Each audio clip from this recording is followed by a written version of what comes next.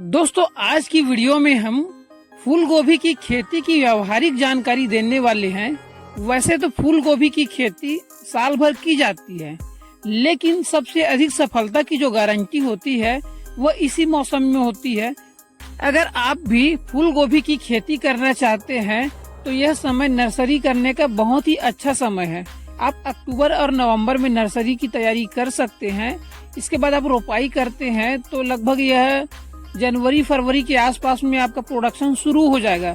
उस समय मार्केट के हिसाब से यह बहुत ही अच्छी समय होती है। इस समय फूल गोभी की रेट भी अच्छी मिलती है और ठंड में आप फूल गोभी लगाते हैं तो आपका लागत भी कम लगता है, क्योंकि बीमारियां भी कम लगती है, पानी भी कम लगता है और खाद की भी आवश्यकता कम पड़ती है। तो इससे आपका लागत 50% के आसपास कम लगती है। तो यह ठंड में फूल गोभी खेती करने का उपयुक्त समय है। अगर आप फूल गोभी की पछेती भी खेती करना चाहते हैं तो जनवरी और फरवरी में जब आपकी जो फूल गोभी है हार्वेस्टिंग हो जाएगी तो इसके बाद आप नर्सरी लगाकर पुनः फूल गोभी की खेती कर सकते हैं, जो मार्च और अप्रैल में तैयार होगी। उस समय फूल गोभी का रेट 50 से 60 रुपए मिलता है, जो बहुत ही अच्छी होती है। तो आप दोनों फसल को ध्यान में रखते हुए इस समय नर्सरी कर सकते हैं और अच्छा प्रोडक्शन ले सकते हैं। दोस्तों 1 एकड़ की खेती में लगभग 25 से 30 हजार पौधे की आवश्यकता होती है।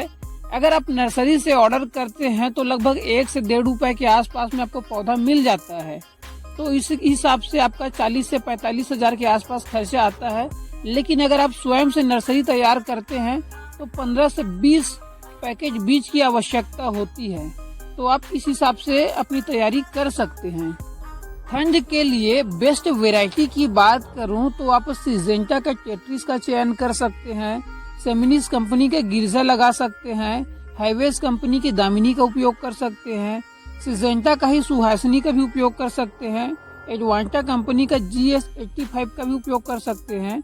ये सभी जो सीड्स है हाइब्रिड है और बहुत ही अच्छा प्रोडक्शन देती है। इसके फूल गोभी की साइज की बात करूं तो लगभग 1 किलो से 1200 ग्राम के आसपास इसकी फूल गोभी की साइज आती है, जो बहुत ही अच्छी है। तो आप इनमें से किसी भी वैरायटी का चयन कर सकते हैं और नर्सरी डाल सकते हैं। यह बहुत ही अच्छी वैरायटी है। दोस्तों फूल गोभी की रोपाई हमेशा बेड बनाकर ही करें। बेड की ऊंचाई कम से कम 6 इंच होनी चाहिए और चौड़ाई आप अपने हिसाब से 1 फीट, 2 फीट, 3 फीट के हिसाब से कर सकते हैं। यह आपके ऊपर डिपेंड करता है कि आपका खेत कैसा है, उस हिसाब से आप बेड का निर्माण कर सकते हैं। बेड का निर्माण करना इसलिए भी आवश्यक है दोस्तों, क्योंकि ऑक्सीजन की मात्रा अच्छी मिलती है, सूर्य का प्रकाश अच्छा मिलता है और जो कम ज्यादा पानी होती है उसकी भी निकासी अच्छे से हो जाती है। इसलिए हमेशा बेड का निर्माण करके ही फूल गोभी की रोपाई करनी चाहिए। दोस्तों फूल गोभी की सबसे बड़ी समस्या होती है खरपतवार। खरपतवार नियंत्रण के लिए आप फूल गोभी की रोपाई से पहले पेंडामिथिलिन का छिड़काव कर सकते हैं। पेंडामिथिलिन का स्प्रे आप 60 ml प्रति 15 लीटर पानी में मिलाकर रोपाई से पहले स्प्रे करना है। उसके बाद ही आप 1 से 2 घंटे बाद पौधे की रोपाई करें। पेंडामिथिलिन के स्प्रे से ये होता है दोस्तों कि 20 से 25 दिन खरपतवार नहीं उगता है, तब आपका पौधा बहुत बड़ा हो जाता है और खरपतवार की समस्या नहीं होती है। तो आप खरपतवार नियंत्रण के लिए पेंडामिथिलिन का स्प्रे कर सकते हैं। खाद प्रबंधन की बात करें तो अगर आपके पास 6 माह पुरानी सड़ी हुई गोबर की खाद है या वर्मी कंपोस्ट है तो आप उसका बिखराव कर सकते हैं और खेत की तैयारी कर सकते हैं। गोबर खाद अगर आपके पास उपलब्ध नहीं है तो आप बेसल डोज में DAP 50 kilo, urea 20 kilo, potash 10 kilo, इसका सबका मिश्रण करके प्रति एकड़ के हिसाब से बिखराव कर सकते हैं। दूसरी खाद का उपयोग आप रोपाई के लगभग 25 से 30 दिनों के बाद कर सकते हैं। दूसरी खाद में आप लगभग 30 kilo urea, 10 kilo potash, 20 kilo DAP का उपयोग कर सकते हैं और तीनों का मिश्रण करके बिखराव कर दें। इससे फूल गोभी को जो भी न्यूट्रिशन की आवश्यकता होगी वह पूरी हो जाएगी। इसके बाद आपको एक भी खाद देने की आवश्यकता नहीं है। ठंड का सीजन होने के कारण खाद की आवश्यकता भी कम होती है और आपका फूल गोभी इतने खाद में तैयार हो जाएगी। फूल गोभी जब तैयार होने वाली रहेगी तो उस समय आप बोरोन का स्प्रे कर सकते हैं।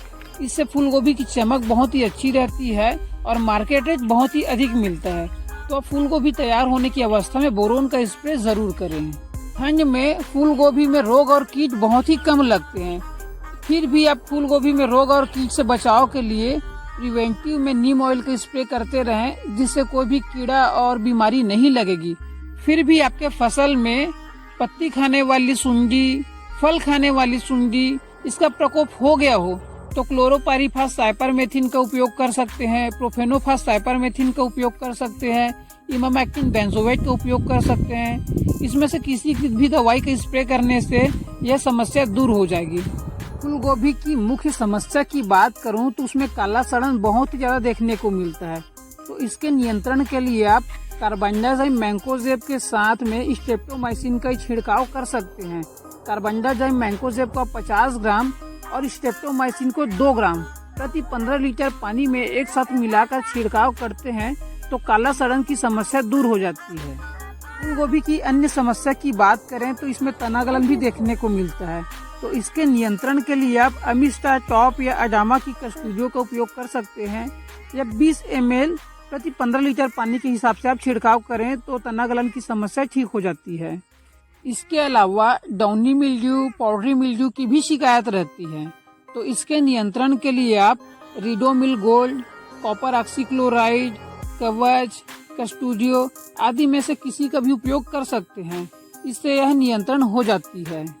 फूल गोभी की उत्पादन की बात करें तो लगभग 60 से 65 दिनों में यह पहली हार्वेस्टिंग के लिए तैयार हो जाती है और प्रति एकड़ आसानी से 70 से 75 क्विंटल तक उत्पादन लिया जा सकता है।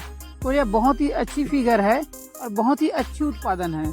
तो आप भी फूल गोभी की खेती कर सकते हैं और अच्छा मुनाफा ले सकते हैं। तो दोस्तों आज के वीडियो में बस इतना ही।